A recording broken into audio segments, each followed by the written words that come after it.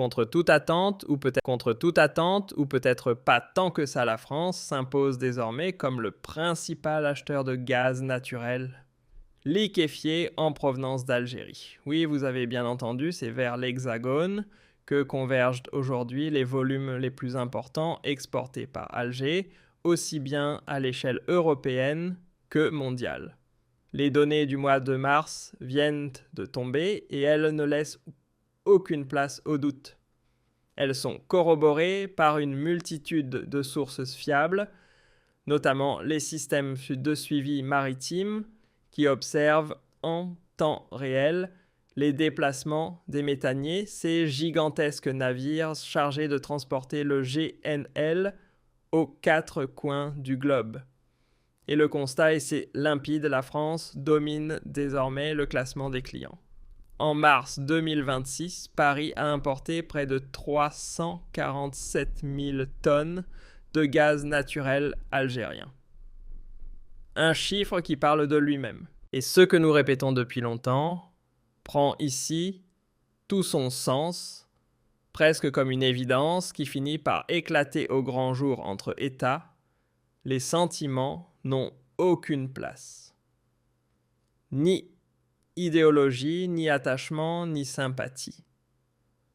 Rien de tout cela ne pèse réellement dans la balance. Ce qui gouverne les relations internationales, ce sont les intérêts froids, calculés, implacables. Et ces intérêts imposent une seule règle du jeu, le pragmatisme. Car c'est précisément ce pragmatisme qui permet aux nations d'avancer, de sécuriser leur position et de défendre sans état d'âme ce qu'elles considèrent comme vital. L'Algérie et la France sont opposées dans un conflit politique et diplomatique très violent, très virulent, qui dure depuis la fin du mois de juillet 2024. L'Algérie n'a plus d'ambassadeur en France depuis pratiquement 1 année et demie. Au mois de juillet 2026, dans quelques mois, nous risquons de commémorer tristement d'ailleurs. Pas de célébrer ni de fêter, mais en tout cas, nous risquons de commémorer la 2e année de cette crise diplomatique et politique qui a éclaté entre l'Algérie et la France en dépit de toutes les turbulences politiques de l'affaire MDZ, de l'affaire des opposants algériens sur le sol français, qui ont été harcelés, menacés et agressés en dépit d'influenceurs algériens favorables au régime TB, qui ont lancé des appels à la haine, qui ont menacé et qui ont troublé l'ordre public en France. En dépit des problèmes et des malentendus concernant la lutte contre l'immigration clandestine, concernant la réadmission des ressortissants algériens au profil dangereux, concernant la délivrance des laissez-passer consulaires, concernant le blocage des expulsions des migrants algériens au profil inquiétant dont la France veut se débarrasser en toute urgence, en dépit des tensions liées à la montée en puissance de l'extrême droite en France et du sentiment qualifié par le régime algérien d'algérophobie, en dépit des incertitudes politiques en Algérie et en France, et en dépit de l'absence de réconciliation, parce que nous sommes toujours dans une situation d'impasse, il n'y a toujours pas eu de réconciliation. Il n'y a plus d'ambassadeur français à Alger depuis le mois d'avril 2025. Nous sommes maintenant à 1 année. Au cours de ce mois d'avril prochain, nous allons commémorer 1 année d'absence du chef d'État, de l'absence d'un ambassadeur français à Alger. L'ambassadeur est le représentant direct du chef d'État. Donc malgré toutes ces turbulences, malgré toutes les caractéristiques de cette crise entre l'Algérie et la France, le business est sorti vainqueur. Le business a su surmonter tous ces obstacles. Le business permet à l'Algérie et à la France de rester connectés. C'est peut-être le moment de capitaliser sur le business pour aller de l'avant et pour reconstruire des relations algéro-françaises. Pourquoi vous parle-t-on de business ? Au mois de mars 2026, la France a dépassé la Turquie, qui était le client traditionnel numéro 1 du GNL algérien. Le GNL, le gaz naturel liquéfié que l'on exporte à bord de méthaniers des bateaux, est transporté sous forme liquide, puis une fois arrivé en France, il est regazéifié pour pouvoir être exploité en tant que gaz pour la consommation domestique ou pour les consommations industrielles, à savoir pour alimenter des usines ou des unités de production économique. Le GNL algérien a été le premier GNL acheté par la France. Les chiffres sont tout simplement impressionnants. 347 000. La Turquie, elle a importé 337 000. La France a donc dépassé la Turquie. La Turquie, qui était restée le premier client, avait déjà obtenu cette première place en mai 2025 et en août 2025. C'était les 2 seuls mois où la France était le premier importateur de GNL algérien. Elle redevient premier importateur de GNL algérien en ce mois de mars. Il faut savoir que selon les chiffres que nous avons pu obtenir, les exportations globales du gaz naturel liquéfié de l'Algérie ont connu une importante hausse en mars 2026. Environ 938 000 tonnes ont été exportées durant tout le mois. C'est une augmentation de 40 et 1% par rapport au mois de février 2021. Et sur les 2 premières semaines du mois de mars, comme on l'a rappelé précédemment, lors d'une émission que nous avons consacrée aux ventes records de GNL algérien depuis le début de la guerre contre l'Iran, les exportations algériennes ont augmenté de 74%. La hausse des importations françaises s'inscrit donc dans un marché européen largement reconfiguré par les tensions géopolitiques au Moyen-Orient. La guerre qui a été déclenchée contre l'Europe par les États-Unis d'Amérique et Israël, entraîne des perturbations potentielles et continues dans le détroit d'Ormuz, ce qui affecte dangereusement les livraisons de GNL, notamment celles du Qatar. Le GNL du Qatar, le Qatar étant le 2e exportateur mondial de GNL, est particulièrement concerné. Il faut savoir que 17 à 20% des capacités de production du Qatar ont été détruites, et pour les reconstruire, il faudra dans le meilleur des scénarios 3 ans, et dans le pire des cas 5 ans. Donc le Qatar ne pourra pas redevenir rapidement le 2e exportateur mondial de GNL. Et avec la poursuite de la guerre en Ukraine, ainsi que la stratégie européenne visant à ne pas dépendre des approvisionnements russes, il y a moins d'approvisionnement en provenance du Qatar et des pays du Golfe, et plus d'approvisionnement depuis la Russie. L'Algérie est donc devenue une destination importante, prisée, et un fournisseur privilégié par les pays européens comme la France. La France, en dépit de ses malentendus, de ses incompréhensions et de son impasse politique avec l'Algérie, fait du business avec l'Algérie parce qu'elle est pragmatique et parce qu'elle pense à ses intérêts. Donc l'Algérie bénéficie effectivement d'un avantage géographique important. Grâce à notre proximité géographique, on peut livrer rapidement du GNL à bord de méthaniers de Skikda de Hassi-Ormel vers les terminaux français comme Fos-Cavaou du côté de Marseille. Il n'y a pas de route maritime longue et vulnérable. L'Algérie est en paix, elle est en sécurité, elle n'est pas partie prenante d'un conflit armé, elle n'est pas ciblée par des attaques militaires ou par une agression militaire. Donc l'Algérie offre la sécurité, l'avantage de la sécurité, de la fiabilité et de la proximité. Et ça, c'est très important pour les pays européens qui ont besoin de reconstituer leur stock en toute urgence. Selon les chiffres que nous avons pu confirmer ou obtenir au cours de nos investigations, visiblement, les stocks français de gaz ont commencé à baisser. Apparemment, les stocks français de gaz sont à peu près remplis à hauteur de 22 à 25% uniquement. Donc il y a une nécessité pour la France de reconstituer rapidement ses stocks de gaz et le GNL est la meilleure solution. C'est très important et même urgent pour un pays comme la France, au cas où il y aurait des besoins internes importants, au cas où la guerre contre l'Iran se poursuivrait encore et le blocage du détroit d'Ormuz se poursuivrait également. Les pays comme la France et d'autres pays européens seraient alors obligés de faire face à des effets désastreux dans la crise énergétique.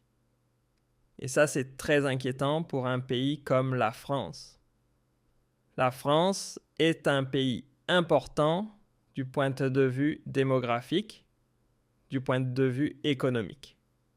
L'énergie est une question de souveraineté, une question de sécurité nationale. Donc pour la France, il est urgent de renouveler ses stocks et l'Algérie devient le fournisseur le plus facile, le plus accessible et le plus rapide à atteindre. Je rappelle que les prix du GNL sur le marché européen comme sur le marché mondial ont fortement augmenté et l'Algérie en profite largement. Alors selon les données disponibles qui retracent les évolutions des prix du GNL sur les marchés mondiaux en Asie, sur le marché asiatique, les prix du GNL ont augmenté de 143%. Aujourd'hui, une tonne de GNL vaut entre 20 et 25 dollars par million de BTU jusqu'à plus de 25 dollars au mois de mars. C'est un record sur le marché asiatique. Au niveau du marché européen, les prix du GNL ont augmenté de 70 à 80%. On est vers 16 à 18 dollars par million de BTU. Le GNL en Asie est beaucoup plus prisé, beaucoup plus consommé, beaucoup plus recherché parce qu'il n'y a pas beaucoup de gazoducs en Asie et dans les pays asiatiques, il y a beaucoup d'États insulaires comme le Japon, comme l'Indonésie, comme la Malaisie. Certains produisent du GNL, un peu de gaz comme l'Indonésie et la Malaisie, mais cela ne suffit pas pour leur consommation nationale ou pour leurs exportations vers les pays voisins. D'autres en Asie sont des pays fortement industrialisés et exportateurs comme la Corée du Sud, comme le Vietnam, ainsi que des pays très peuplés comme la Chine, comme le Pakistan, l'Inde, le Bangladesh. Ce sont des pays qui sont fortement dépendants du GNL. C'est pour cela qu'en Asie, les prix ont augmenté de façon plus spectaculaire qu'en Europe, même si en Europe, il y a eu une augmentation conséquente, on parle de 60 à 85%, alors que les prix du pétrole ont augmenté en moyenne de 55% sur le marché mondial. Les prix du GNL ont explosé par rapport au prix du pétrole, parce que le GNL est plus recherché en raison de sa facilité à être transporté, à être livré, et en raison de son aspect pratique. On peut le regazéifier et l'utiliser pour les usages industriels et les usages domestiques, et aussi en raison de son coût, qui est un coût énorme. Le baril de pétrole, ce sont des oléoducs, ce sont des barils, et les barils de pétrole sont beaucoup plus faciles à transporter. Leur coût est moins important que le coût de transport du GNL. Donc l'Algérie en profite. Selon les évaluations que nous avons pu accomplir, les livraisons de GNL de l'Algérie vers la France sont évaluées entre 230 et 250 millions de dollars. L'Algérie aurait gagné entre 200 et 250 millions de dollars. On n'a pas le chiffre exact. Pourquoi ? Parce que les prix du gaz obéissent à 3 règles. Est-ce que c'est du marché spot ? C'est-à-dire la bourse. Est-ce que c'est ce que l'Algérie a vendu à la France au prix actuel ? Le prix actuel, c'est-à-dire entre 16 et 18 dollars par million de BTU. C'est un peu le cas en ce moment en Europe. Est-ce que c'est le cas? Il y a aussi des contrats à long terme et des contrats à court terme. Le prix du gaz change selon le type de contrat qui encadre les transactions entre les pays, entre les fournisseurs et leurs clients et leurs acheteurs. Si c'est un contrat à long terme, c'est très compliqué.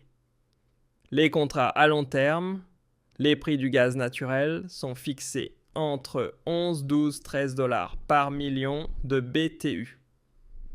Si c'est un contrat à court terme, c'est entre 14, 15, etc. Si c'est le marché spot, alors ça c'est la meilleure affaire. Le marché spot, le gaz, et c'est vendu au prix du moment, au prix de la journée, au prix de l'heure. Donc au prix du moment, le prix du moment était entre 16 et 18 dollars par million de BTU. L'Algérie aurait pu donc gagner avec la France plus de 250 millions de dollars en un seul mois, le mois de mars. Donc là, ça aurait été profitable. Mais l'Algérie, en ce moment, on n'a pas idée de comment ce gaz, à quel prix, comment il a été vendu. Enfin, on sait que ce sont des navires méthaniers. Je ne parle pas de l'aspect technique, de l'aspect logistique. Je parle de l'aspect commercial. Est-ce qu'il s'agit de contrats à court terme ou de long terme que l'Algérie a avec des clients français?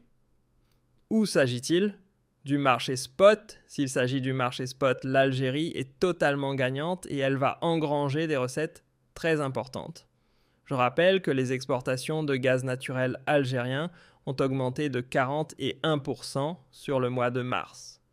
L'essentiel de ces ventes reste des contrats à long terme, comme nous avons avec la Turquie.